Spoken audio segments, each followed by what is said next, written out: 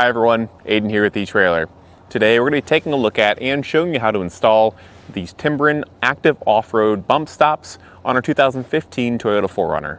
Now before we get to the suspension, I do want to check out how the stock suspension on the 4Runner performs.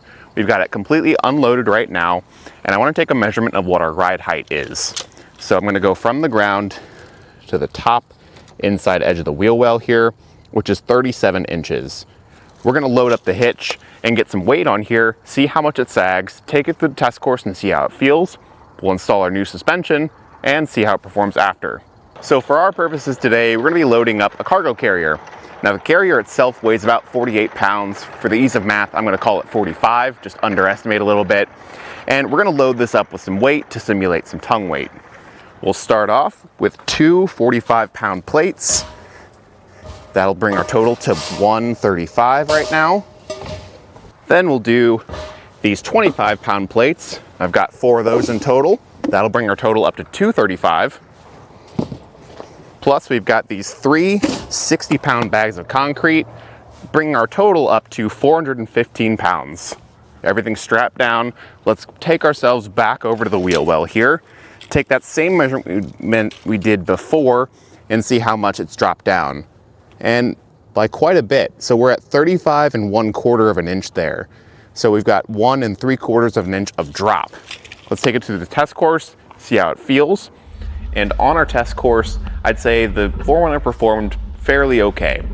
Although on our speed bumps, we didn't make any contact with the factory jounce bumpers, you can definitely feel all the weight back there. All the bouncing up and down is pretty harsh. And if you had any more weight on the hitch, maybe say you've got a heavy camper or a trailer on there, or maybe we've got some hitch mounted accessories and we're going off-road where it's going to be a little bit more aggressive and bumpy, you could definitely feel that and start bottoming out on that factory jounce bumper. And after installing the new bump stops from Timbren, we have a new measurement to get.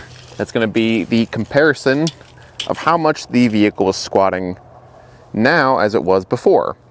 Now with the same load in there arranged in the exact same way, we're actually down at the exact same measurement, 35 1/4 of an inch.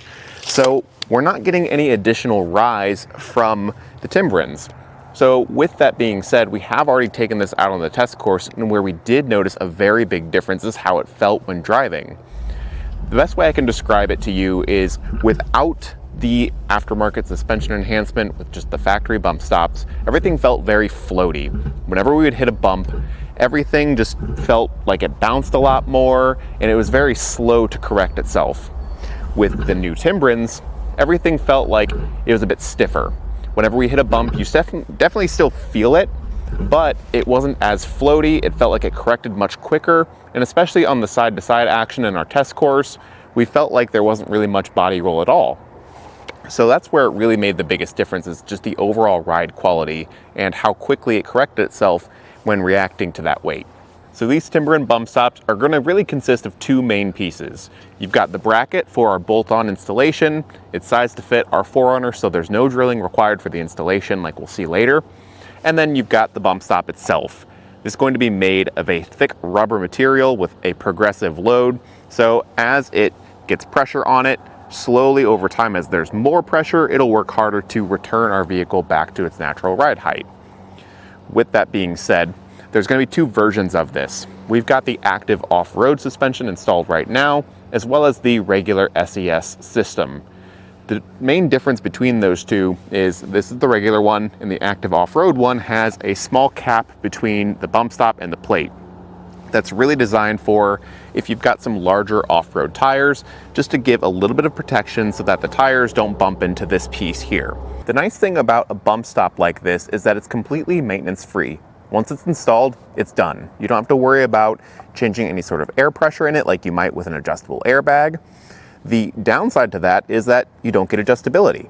These are on and they're engaged whenever you've got load on, and you can't really change how engaged they are. Whereas with an airbag, you can change the pressure in there, put more air pressure in to help with heavier loads, and less when you don't have as much of a heavy load on there.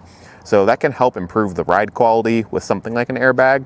It's just the trade-off you're making. So if you don't really find yourself towing super heavy that often, or you don't think you really need the adjustability, this might be a nice option, because when you are using it, it will help with that extra support, give you some engagement, and then whenever it's off, you don't have to worry about it as much. And that's really all there is to it. I think it's a great add-on to the 4Runner here. And like I mentioned before, the install process is really straightforward. No drilling required, and everything's really easy to get to. Let's check out how we did it. Starting out the installation, we're gonna jack the vehicle up by the hitch so we can get the rear axle to hang down a bit, give us some more room to work. For this process, we've got our emergency brake on, we've got the front wheels chalked, and you wanna make sure that you're jacking up the vehicle safely and using some jack stands in the proper places. So let's get this started and bring that back end up.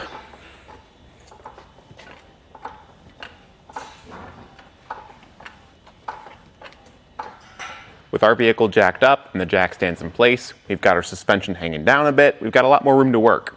Now, this next part isn't necessary. We're gonna remove the tire just because it's gonna give us, one, a lot more room to work, but mainly it's gonna give the camera a lot more room to see what's going on. Again, this part is not necessary. On the 4Runner, there's already a lot of room to work, and the install is gonna be pretty straightforward, so it's not necessary if you don't want to, but we can take this off for now and get moving on.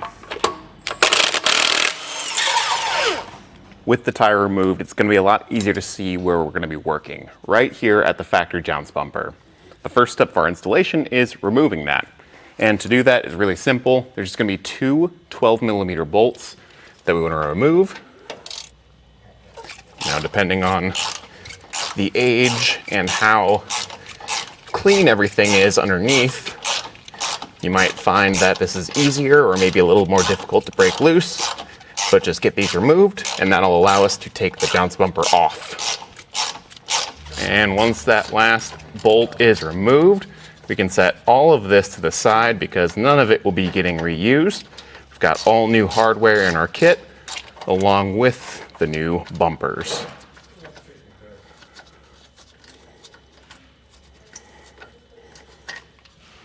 With the new hardware, you're gonna have these smaller bolts with washers and the main bracket piece that has the two slotted holes up top and the threaded hole on bottom. Those two slotted holes will take our new hardware up into the same points that we just removed our old hardware from. And I'm gonna get this attached first on both sides and then tighten it down with a 1/2-inch wrench. There's not a whole lot of room to get a socket in there because as you slide through those slotted holes to make room for the socket, you actually pinch it in place a little bit, so we found it easier to use a wrench. And I'm just gonna get this tightened down first, and then we can do the rest of our assembly with it in place.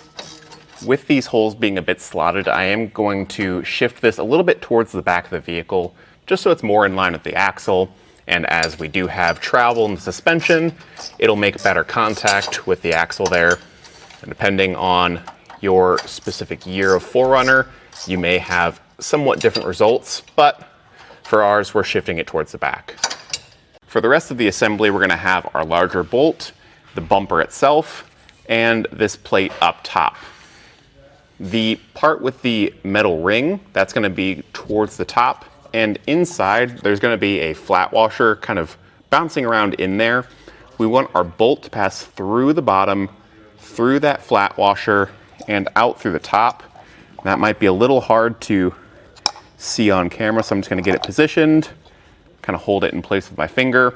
This plate will go down over top like a little hat. To hold it in place, I'm gonna use my 19mm or 3/4 inch socket with an extension just to hold it in place and get that put into position and start running it down. So everything's loosely in place right now. That's started to thread. You can just go back through and fully tighten everything down if we haven't yet already. And then once all that's secure, you're done. You can do the other side. If you took the tires off like we did, you can slap them back on, lower it down, and you're good to go. And that'll do it for our look at these Timbren Active Off-Road Bumpstops for our 2015 Toyota 4Runner.